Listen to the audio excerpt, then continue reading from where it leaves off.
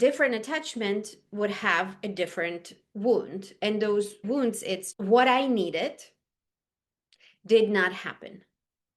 And because I was little and maybe even couldn't speak, I could not comprehend what happened. What does it mean? Usually the meaning is very, very simple. What I know is my need was not met from somebody who's supposed to take care of me. When we're taking this idea now into adult life, right? I'm adult, you adult, even if you're not available to do something, it's not the end of the world. I'm not going to die. And I understand that you also just a human being who can fuck up. But your nervous system, that primal part of you, doesn't know that. The primal part feels you still not there. You let me down. And that's like the end of the world. And when it's unconscious, it's even more painful. When it's conscious, it still takes time to work through. But the biggest difference is that you already know your pattern and you start noticing what that is.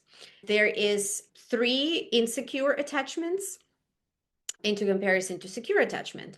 And it doesn't mean that secure person will not get triggered. It doesn't mean that secure person will not have an emotional reaction.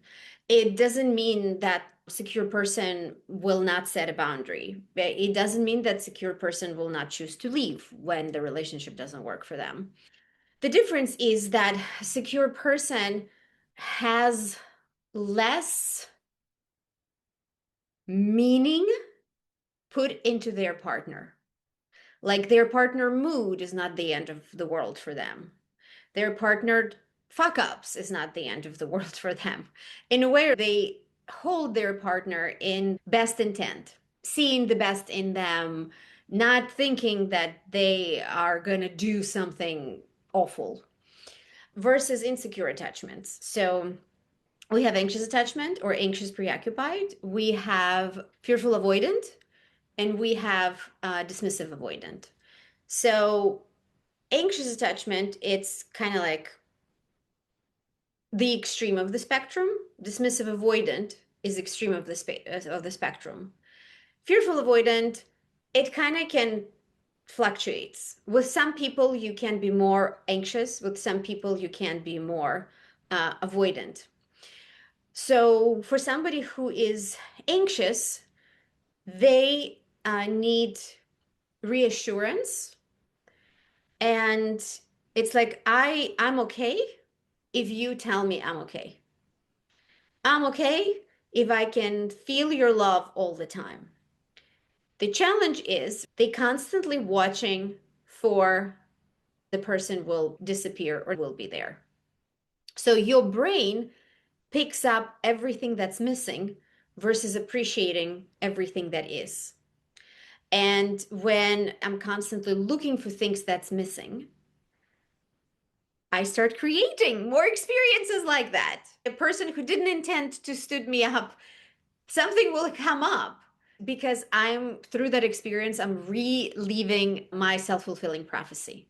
And in my self-fulfilling prophecy is that I will be rejected. The biggest fear of somebody who has anxious attachment is that I will be left, I will be abandoned.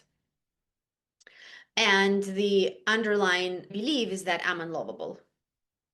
I don't deserve love.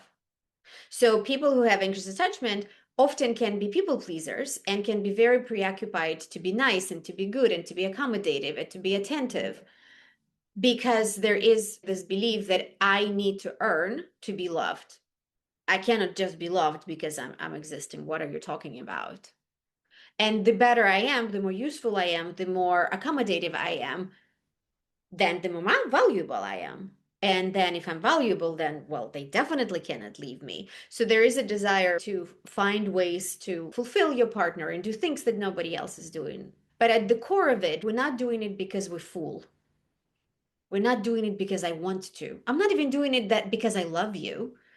I'm doing it because it's so incredibly uncomfortable and painful to feel that I'm not worthy of love. So there's a lot of this kind of like a hyper vigilance. Somebody who has dismissive avoidant on the opposite spectrum, when I'm close to you, it feels scary, it feels suffocating. And people who is usually dismissive avoidant, they have a defectiveness wound. And it usually was formed because their caregivers didn't pay attention to their emotions. So they learned that their feelings, their emotions are not important. And the connection is that, well, something's wrong with me. That's why my feelings is not important. I'm defected. And usually somebody who's dismissive avoidant, they very sensitive to criticism. They very sensitive to any feedback, any form of feedback spikes their nervous system immediately, and they go into usually fight response where they attack you back, accuse, get super angry, flip out, and they need space to come down. They usually shut down, they usually stop communication with the person. So they need to come down in order to then reconnect. When they shut down, it doesn't mean that they don't love you, even though another person, what happened? We just had an argument and you're not going to talk to me for 3 weeks. And for them, it's a form of self-soothing and self-regulation. So they actually can come back into connection. And dismissive avoidant, they did not develop the skill and neural pathways to actually be attuned and noticing people's emotions, because nobody were noticing their emotions from a young age. They learned to be very much preoccupied with how am I taking care of me. So they can be confused with narcissists or being called self-centered, but they actually not doing it to like boost their grandiose ego. They just doing it as form of survival and protection. So they might not pick up that you hurting or you have a bad mood or something happened, or them not asking what's going on in your life would actually impact how you feel connected, because they just don't operate that way. They also suffer themselves because they want peace, they want love, they want connection, and they don't have skill set, and they have a very challenging nervous system to build a relationship, because closeness, connection, vulnerability, conflict resolution, all of those things immediately make them uncomfortable, because their own emotions, not to mention your emotions, they literally don't have capacity in their nervous system to deal with it. And can they learn? Absolutely, right? We can learn this. This is like not a sentence.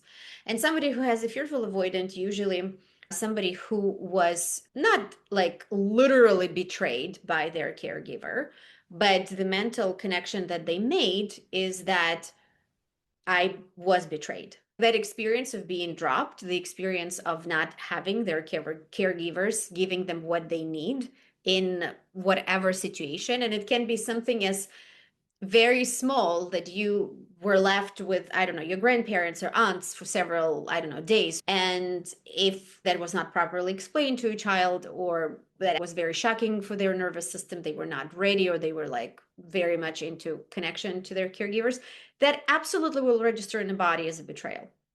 I was betrayed by people who are supposed to be there for me.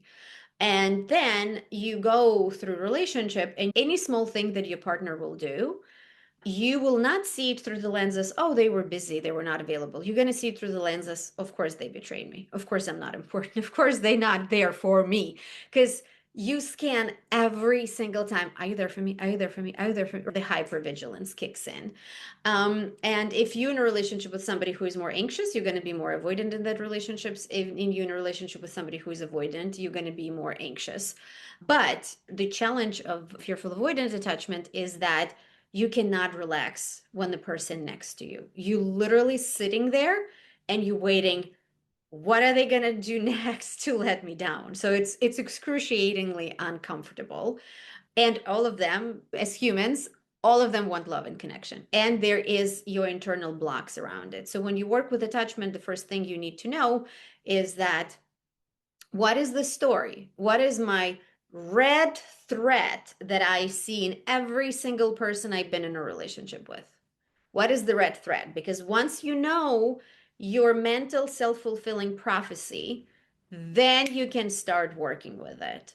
There is a ways to work with your mindset. There is a ways to work with your nervous system.